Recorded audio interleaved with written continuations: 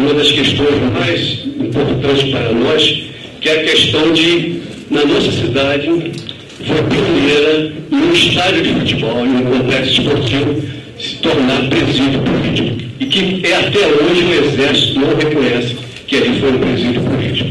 Ali estiveram mais de 500 pessoas presas. Documentos nós já temos, já conseguimos esse documento. Entendeu? Então, realmente, a gente está avançando um pouco nesse trabalho e hoje nós estamos aqui para lembrar um pouco a passagem do Fernando Santa Cruz a Instagram. E, ao mesmo tempo, nós estamos lutando aqui também para a mudança de algumas ruas, entendeu? E que a nossa cidade não merece o nome que tem em algumas ruas dessa cidade. Aqui, por exemplo, tem a Moreira Serra, que todos nós sabemos, que qualquer pessoa que conhece um pouco de história sabe quem foi Moreira Serra, um coronel sanguinário chamado Corta-Cabeça, muito bem dito por Vargalhosa no seu livro Guerra do Fim do Mundo, entendeu? E uma rua, entendeu? Que deveria celebrar a vida, porque ali transito, né? Não celebrar a morte, né?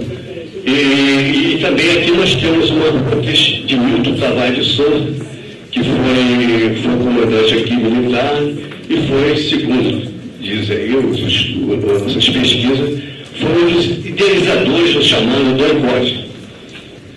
E dizer que eu tenho com a família do Fernando Santa Cruz uma relação que transcende as questões institucionais. Hoje eu sou amigo pessoal do filho do Fernando, né, Felipe, que é meu sucessor lá na Ordem dos Advogados do Brasil.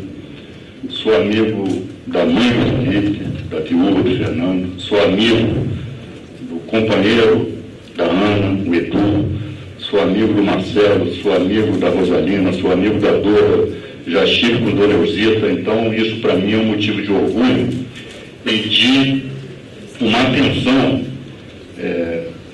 pessoal acerca do desaparecimento do Fernando. Né? Sempre foi uma obsessão para mim.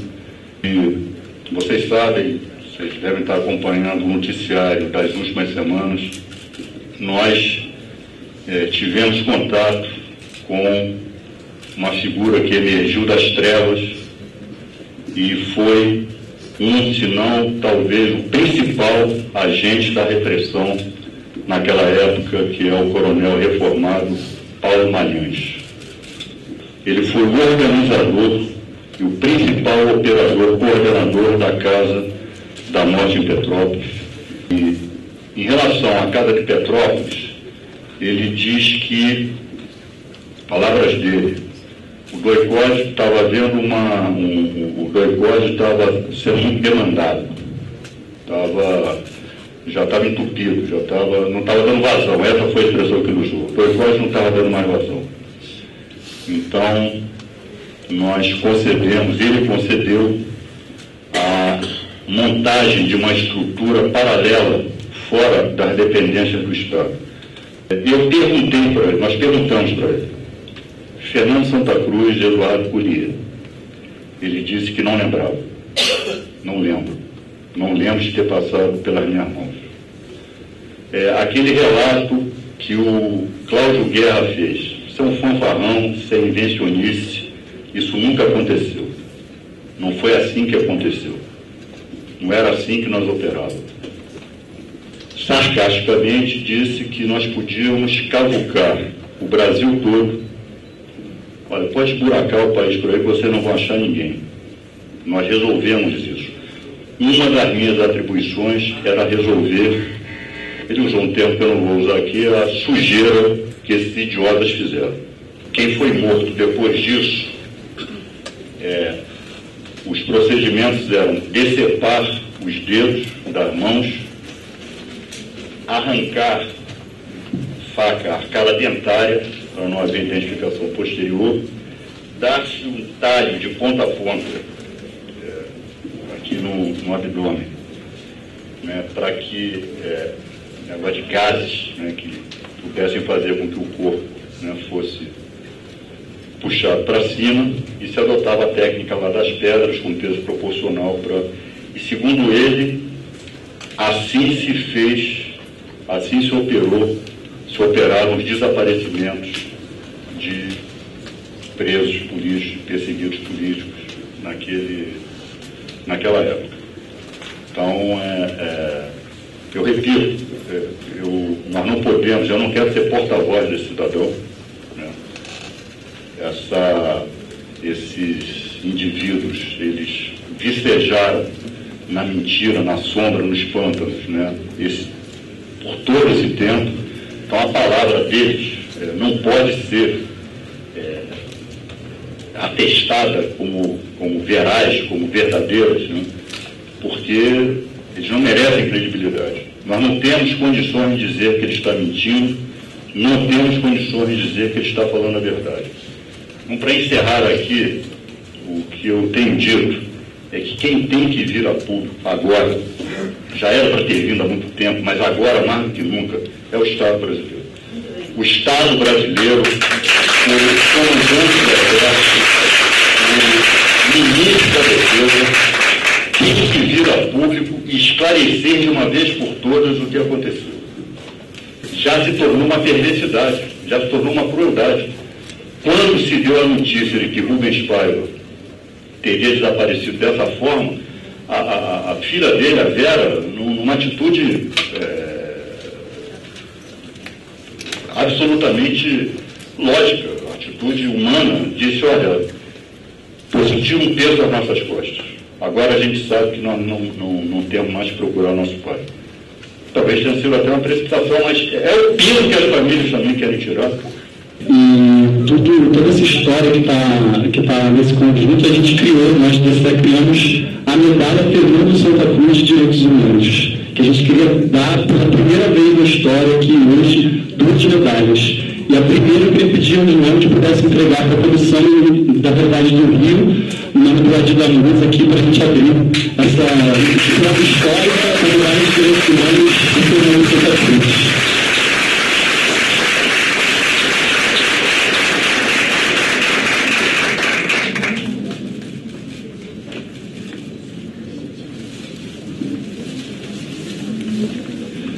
Obrigado, João. E aí, a nossa segunda medalha, que a gente eu queria agradecer imensamente, assim, do fundo do coração de todas as pessoas dessa mesma presença da família do Fernando aqui, Dora, Rosalina, Danilo, Júlia, muito obrigado por estarem fazendo isso junto com a gente. É uma emoção muito grande mesmo ter vocês aqui.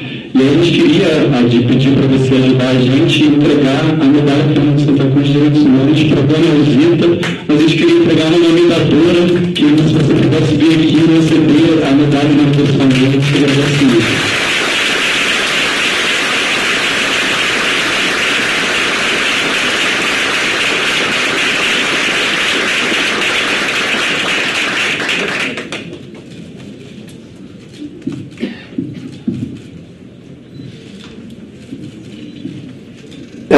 E aí nossos caminhos se separaram, mas nesse período eu pude usufruir, pude disfrutar, pude contar com o apoio da Casa da Solidariedade, que ficava lá em Olinda, comandada pela guerreira Dona Zita Santa Cruz. Já depois da anistia, 3 meses depois da anistia, eu saí na condição de libertado condicional, 3 meses depois da anistia, o que é uma revelação. Nós somos a prova viva de que essa anistia não teve nada de ampla, geral e restrita. Ela foi excludente, parcial e restrita, e ainda mais mesquinho, porque tentou nos dividir ao colocar companheiros que fizeram ações armadas de um lado, companheiros que fizeram ações armadas do outro. Então foi em função dessa vinculação e dessa luta toda ao lado da família que eu pude, em 84, ser chamado por Marcelo ao lado dos outros 6 companheiros que estão aqui na capa, dentro dos quais eu ressalto a figura que foi quem permitiu fazer a primeira edição do livro. O Rico é o nosso irmão caçula, e ele conta como a prisão de Fernando depois do seu desaparecimento, ele modificou, recriou nossa família, né, Ana? Recriou as nossas relações, recriou nossa forma de ver o mundo, né? E nós somos de uma família profundamente atingida pela ditadura. E o primeiro atingido foi o próprio Fernando, que era mais moço que a gente, que foi preso, como ele contou, aos 17 anos, numa passeada e foi levado para o juizado de menores, porque era menor.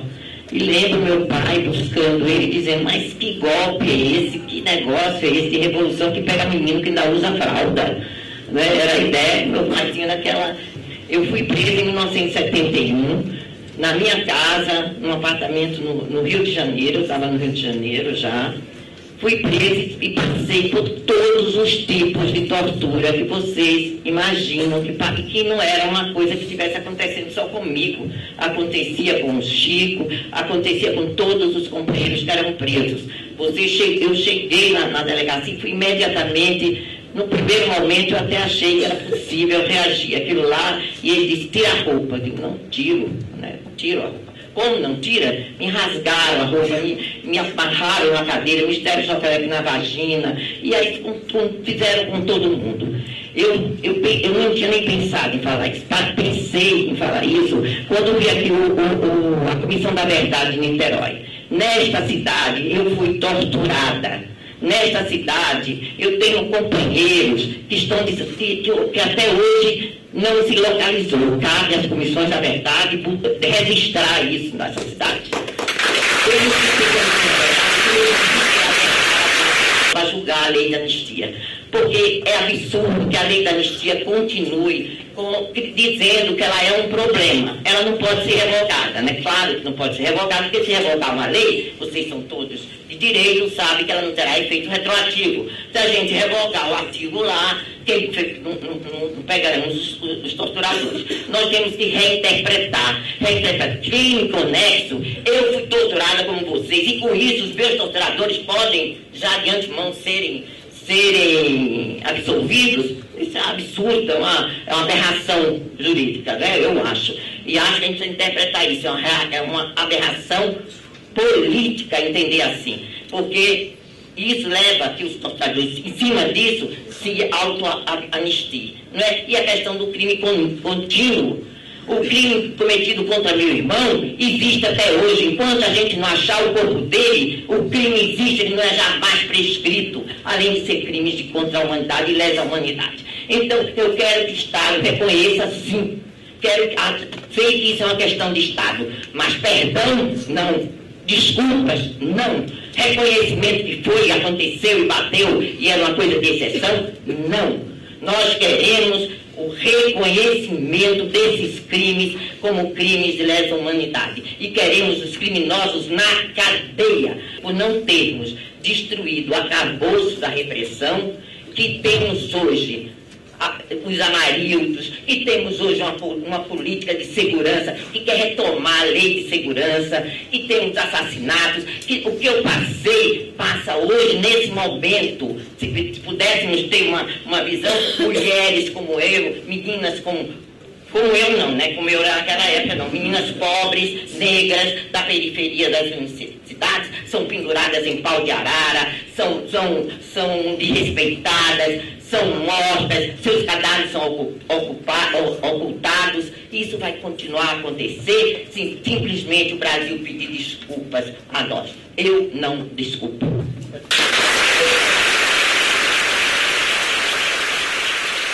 Boa noite a todos. Eu queria, antes de qualquer coisa, agradecer ao DCE da Fluminense por fazer essa homenagem.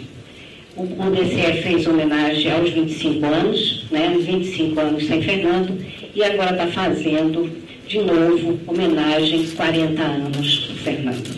É impossível você imaginar Fernando morto, mas acontece que ele está morto. Mas a gente não pode imaginar. Por quê? Porque a gente não nos foi dado um direito sagrado que qualquer ser humano tem, que toda a história da humanidade cumpre, que é quem estuda antropologia aqui sabe que existem rituais de morte. Por que existem rituais de morte? Existem rituais de morte porque as pessoas precisam chorar os seus mortos para poder continuar vivendo, para poder se construir enquanto cidadão, enquanto gente, enquanto pessoa humana. Todos nós éramos extremamente perigosos, só que uns não conseguiram sobreviver. Foram tão perigosos que não conseguiram sobreviver. E nós, perigosíssimos, estamos aqui continuando essa luta. Quando eu recebi o informe de que o DCE tinha assumido o nome de Fernando, para a gente foi uma coisa muitíssimo importante, porque vocês têm o DCE Fernando Santa Cruz, mas tem apoio de Costa e Silva. É uma falta de respeito incomensurável à sociedade brasileira, Costa e Silva ligar Rio ao Niterói. Ou Niterói ao Rio. Ou seja, de fato, nós fizemos um grande percurso de redemocratização desse país.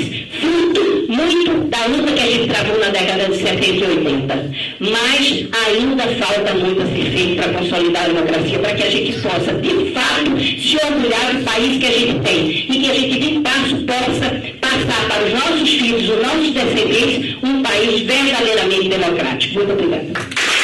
Devo a Fernando a minha vida. Por que eu digo que eu devo? Não só porque deve estar contido nos documentos da minha ligação estreita com ele, com o destino, mas também porque sucedeu a prisão dele, que durante 2 meses eu fui seguido de manhã da minha casa. Eu era estudante de engenharia e era estudante de economia simultaneamente, e fazia um estágio na Praça Mauá, na empresa Natron Engenharia e Consultoria. Eu vivia e era presidente diretório, eu fazia muita coisa.